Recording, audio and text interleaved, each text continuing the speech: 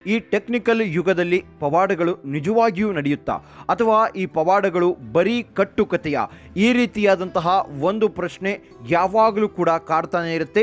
ಇದು ತರ್ಕಕ್ಕೆ ನಿಲುಕದ ವಿಚಾರ ಅಂತ ಕೂಡ ಹೇಳ್ಬೋದು. ಕೆಲವರು ಪವಾಡಗಳು ಅದೇನು ನಡೆಯೋದಿಲ್ಲ, ಅದೆಲ್ಲವೂ ಕೂಡ ಬರೀ ಮೂಢನಂಬಿಕೆ ಅಂದರೆ, ಇನ್ನು ಕೆಲವರು ನಿಜಕ್ಕೂ ಪವಾಡಗಳು ನಡೆದಿದೆ, ನಮ್ಮ ಬದುಕಿನಲ್ಲಿಯೇ ಒಂದಷ್ಟು ಪವಾಡಗಳು ಆಗಿದೆ ಅಂತ ಹೇಳ್ತಾರೆ. ಮತ್ತೊಂದಷ್ಟು ಜನರು ಇದೇ ವಿಚಾರವನ್ನು ಇಟ್ಕೊಂಡು ಅಥವಾ ಈ ಪವಾಡವನ್ನು ಅದನ್ನ ಮಾಡ್ತೀವಿ ಅಂತ ಹೇಳಿ ಒಂದಷ್ಟು ಜನ ಡೋಂಗಿಗಳು ಕೂಡ ಹುಟ್ಕೊಂಡಿದ್ದಾರೆ. ಇಷ್ಟೆಲ್ಲ ಪೀಠಿಕೆ ಹಾಕೋದಕ್ಕೆ ಕಾರಣ ಏನು ಅಂದರೆ, ನಾವು ಊಹೆನೂ ಮಾಡೋಕ್ಕಾಗದೆ ಅಥವಾ ನಾವು ಇಮ್ಯಾಜಿನ್ ಕೂಡ ಮಾಡೋಕ್ಕಾಗದೆ ಇರುವಂತಹ ಘಟನೆ ಚಿತ್ರದುರ್ಗದ ರಾಯರ ಮಠದಲ್ಲಿ ನಡೆದಿದೆ. ಹೌದು ಗೆಳೆಯರೆ, ಚಿತ್ರದುರ್ಗದ ರಾಯರ ಮಠದಲ್ಲಿ ಒಂದು ಪವಾಡ ನಡೆದಿದೆ. ಆ ಪವಾಡವನ್ನು ಕಣ್ಣಾರೆ ಕಂಡಂತಹ ಜನ ಅಚ್ಚರಿಗೆ ಒಳಗಾಗಿದ್ದಾರೆ. ಆ ಮೂಲಕ ಗುರು ರಾಘವೇಂದ್ರ ಸ್ವಾಮಿಗಳು ನಾವು ಅಂದರೆ ಭಕ್ತರ ಜೊತೆಗೆ ಯಾವಾಗಲೂ ಇದ್ದಾರೆ, ಅಥವಾ ಗುರು ರಾಘವೇಂದ್ರ ಸ್ವಾಮಿಗಳ ಆಶೀರ್ವಾದ ಅಥವಾ ಗುರು ರಾಘವೇಂದ್ರ ಸ್ವಾಮಿಗಳ ಶಕ್ತಿ ಎಂತಹದ್ದು ಅನ್ನೋದನ್ನು ಅಲ್ಲಿನ ಭಕ್ತರು ಕಣ್ಣಾರೆ ಕಂಡಿದ್ದಾರೆ.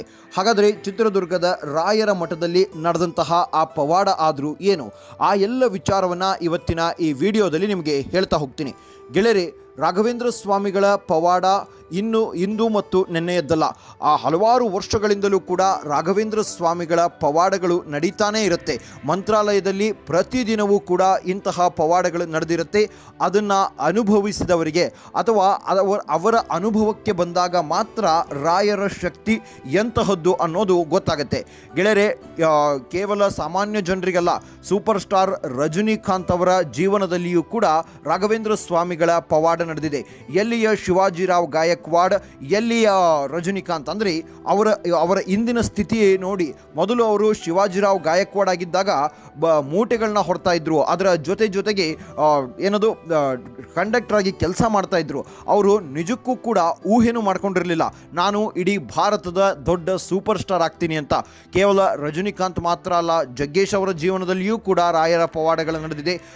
ಅಣ್ಣ ಅವರ ಜೀವನದಲ್ಲಿಯೂ ಕೂಡ ರಾಯರ ಪವಾಡಗಳು ನಡೆದಿದೆ. ಇನ್ನು ಸಾಮಾನ್ಯ ಜನರ ಪ್ರತಿಯೊಬ್ಬರ ಅಂದರೆ ಯಾರು ರಾಯರನ್ನು ನಂಬುತ್ತಾರಲ್ಲ, ಅವರ ಜೀವನದಲ್ಲಿ ಒಂದಷ್ಟು ಪವಾಡಗಳು ಅಥವಾ ಒಂದಷ್ಟು ಒಳ್ಳೆಯದು ಆಗುತ್ತಾನೆ ಇರುತ್ತೆ.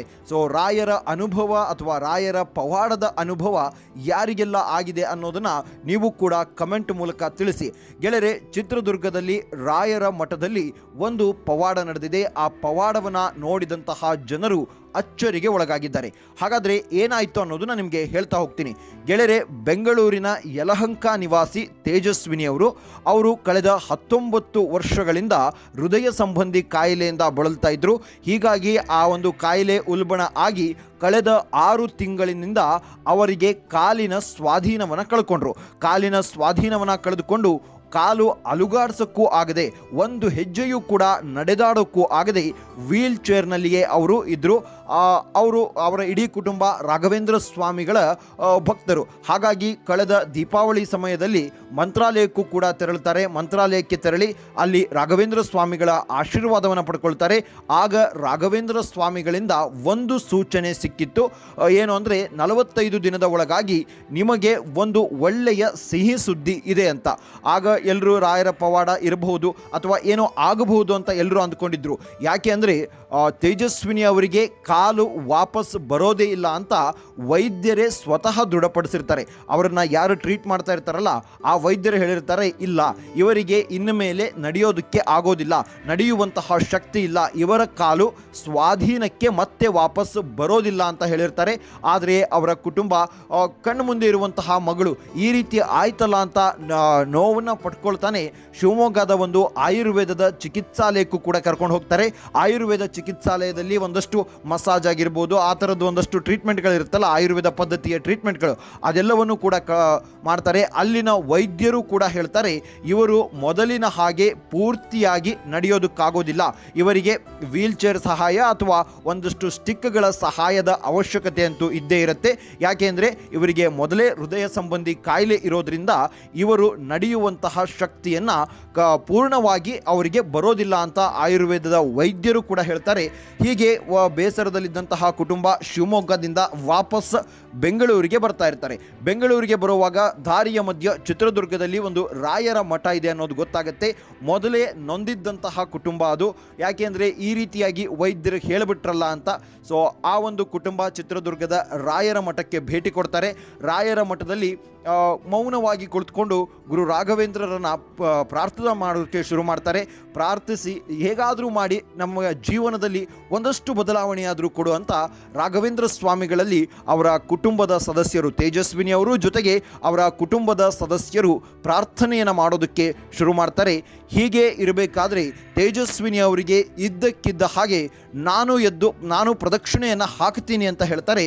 ಆಗ ಅವರ ತಂದೆ ಅನ್ಕೊಳ್ತಾರೆ, ವೀಲ್ ಚೇರ್ನಲ್ಲಿಯೇ ಇವಳು ಪ್ರದಕ್ಷಿಣೆ ಹಾಕ್ತೀನಿ ಅನ್ಬೋದು ಅಂತ ಹೇಳಿ ವೀಲ್ ಚೇರನ್ನು ಮೂವ್ ಮಾಡೋದಕ್ಕೆ ಹೋಗ್ತಾರೆ. ಅದನ್ನು ತಡೆದಂತಹ ತೇಜಸ್ವಿನಿ ಅವರು, ಅಂದರೆ ರಾಯರ ಮಠಕ್ಕೆ ಬರುವಾಗ ವೀಲ್ ಚೇರ್ನಲ್ಲಿಯೇ ಬರ್ತಾರೆ. ಅದನ್ನು ಕಣ್ಣಾರೆ ಕಂಡವರು ಅನೇಕರಿದ್ದಾರೆ. ರಾಯರ ಮಠಕ್ಕೆ ಅವರು ವೀಲ್ ಚೇರ್ನಲ್ಲಿಯೇ ಬರ್ತಾರೆ. ಬಂದು ವೀಲ್ ಚೇರ್ನಲ್ಲಿಯೇ ರಾಯರಿಗೆ ಪ್ರಾರ್ಥನೆಯನ್ನು ಸಲ್ಲಿಸ್ತಾ ಇರ್ತಾರೆ. ಪ್ರಾರ್ಥನೆಯನ್ನು ಸಲ್ಲಿಸಿದ ನಂತರ ಅವರು ಇಲ್ಲ, ನಾನು ಎದ್ದು ಪ್ರದಕ್ಷಿಣೆಯನ್ನು ಹಾಕ್ತೀನಿ ಅಂತಾರೆ. ಸೊ ಅಂದ ತಕ್ಷಣ ಎಲ್ರಿಗೂ ಅಲ್ಲಿದ್ದವರಿಗೆ ಆಶ್ಚರ್ಯ ಆಗುತ್ತೆ. ಇನ್ನು ಸ್ವತಃ ಕುಟುಂಬದ ಸದಸ್ಯರಿಗೂ ಕೂಡ ಆಶ್ಚರ್ಯ ಆಗುತ್ತೆ. ಏನಪ್ಪ ಇವಳು ಈ ಥರ ಅಂತ ಇದ್ದಾಳಲ್ಲ, 6 ತಿಂಗಳಿಂದ ಇವಳಿಗೆ ನಡೆಯೋದಕ್ಕಾಗ್ತಾ ಇಲ್ಲ, ವೈದ್ಯರು ಕೂಡ ಹೇಳಿದ್ದಾರೆ ಇದು ಸರಿ ಹೋಗಲ್ಲ ಅಂತ, ಆದರೂ ಕೂಡ ಏನು ಇವಳು ಹೀಗಂತ ಇದ್ದಾಳಲ್ಲ ಅಂತ ಹೇಳಿ ವೀಲ್ ಚೇರ್ನ ಮೂವ್ ಮಾಡೋದಕ್ಕೆ ನೋಡ್ತಾರೆ. ಅದನ್ನು ತಡೆದಂತಹ ತೇಜಸ್ವಿನಿ ಅವರು ಸ್ವತಃ ಅವರೇ ಎದ್ದು ನಿಂತು ರಾಘವೇಂದ್ರ ಸ್ವಾಮಿಗಳ ಬೃಂದಾವನದ ಆ ಒಂದು ಮಠ ಏನಿದೆಯಲ್ಲ, ಮಠದ ಸುತ್ತಲೂ 3 ಪ್ರದಕ್ಷಿಣೆಯನ್ನು ಹಾಕ್ತಾರೆ. ಸೊ ನಿಜಕ್ಕೂ ಇದು ಅಚ್ಚರಿ ಅನ್ಸೋದಕ್ಕೆ ಶುರುವಾಗುತ್ತೆ. ಇದು ಆಶ್ಚರ್ಯವೂ ಕೂಡ ಹೌದು. ಹೇಗಿದು ಸಾಧ್ಯ? ವೈದ್ಯ ಲೋಕಕ್ಕೆ ಇದು ಒಂದು ತರಹ ಒಂದು ಚಾಲೆಂಜ್ ಅಂತಾನೆ ಹೇಳ್ಬೋದು. ಎಲ್ಲ ವೈದ್ಯರು ಕೂಡ ಆಗಲ್ಲ ಅಂತ ಕೈ ಬಿಟ್ಟಿದ್ದನ್ನು ರಾಘವೇಂದ್ರ ಸ್ವಾಮಿಗಳ ಬೃಂದಾವನದಲ್ಲಿ ಆಗಿದೆ ಅಂದರೆ ನಿಜಕ್ಕೂ ಅದು ರಾಘವೇಂದ್ರ ಸ್ವಾಮಿಗಳ ಪವಾಡ ಅನ್ಬೋದು ಗೆಳೆಯರೆ.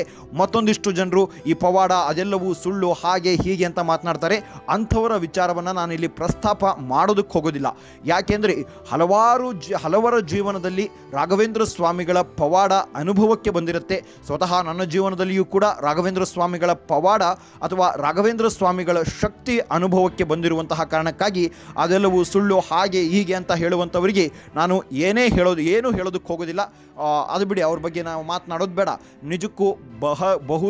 ನಿಜಕ್ಕೂ ರಾಘವೇಂದ್ರ ಸ್ವಾಮಿಗಳ ಈ ಒಂದು ಪವಾಡ ಒಂದು ರೀತಿಯಾಗಿ ಮೈಯನ್ನು ಪುಳುಕಿಸುವ ಹಾಗೆ ಆಗುತ್ತೆ. ಈ ಕಾಲದಲ್ಲೂ ಇದೆಲ್ಲವೂ ಕೂಡ ನಡೆಯುತ್ತಾ ಅಂತ ಕೇಳುವವರಿಗೆ ಇಲ್ಲಿ ಸಾಕ್ಷಿ ಇದೆ. ಚಿತ್ರದುರ್ಗದ ರಾಘವೇಂದ್ರ ಸ್ವಾಮಿಗಳ ಮಠಕ್ಕೆ ವೀಲ್ ಚೇರ್ನಲ್ಲಿ ಬಂದಂತಹ ಯುವತಿ ಕೆಲವು ನಿಮಿಷಗಳಲ್ಲಿ ಎದ್ದು ಓಡಾಡ್ತಾರೆ ಅಂದರೆ ಇದು ರಾಘವೇಂದ್ರ ಸ್ವಾಮಿಗಳ ಒಂದು ಶಕ್ತಿ ಅಲ್ಲದೆ ಇನ್ನೇನು ಅಂತ ಕೂಡ ಇನ್ನೇನು. ಒಟ್ಟಾರೆಯಾಗಿ ಹೇಳಬೇಕು ಅಂದರೆ ಗೆಳೆಯರೆ, ರಾಘವೇಂದ್ರ ಸ್ವಾಮಿಗಳು ಮಹಾಮಹಿಮರು, ಅವರ ಶಕ್ತಿ ಅಪಾರ. ಇಂದಿಗೂ ಕೂಡ ರಾಘವೇಂದ್ರ ಸ್ವಾಮಿಗಳು ಮಂತ್ರಾಲಯದ ಮೂಲ ವೃಂದಾವನದಲ್ಲಿ ನೆಲೆಸಿದ್ದಾರೆ. ಅವರ ಹತ್ರ ಹೋಗಿ ಕಷ್ಟಗಳಿದ್ದರೆ ಪರಿಹಾರ ಮಾಡುವಂತಹ ಎಲ್ಲ ಶಕ್ತಿಯೂ ಕೂಡ ಅವರಿಗಿದೆ. ಕೆಲವೊಬ್ಬರು ಹೇಳ್ತಾರೆ ನೀವು ಮೂಢನಂಬಿಕೆಯನ್ನು ಪ್ರಚಾರ ಮಾಡ್ತಾ ಇದ್ದೀರಾ ಅಂತ. ಮೂಢನಂಬಿಕೆ ಅಲ್ಲ ಗೆಳೆಯರೇ, ಇದು ನಂಬಿಕೆ. ಗುರು ರಾಘವೇಂದ್ರ ಸ್ವಾಮಿಗಳ ಮೇಲಿರುವಂತಹ ನಂಬಿಕೆ ಇದು. ಅವರನ್ನು ನಂಬಿದರೆ ಖಂಡಿತವಾಗಿಯೂ ಒಳ್ಳೆಯದು ಆಗೇ ಆಗುತ್ತೆ.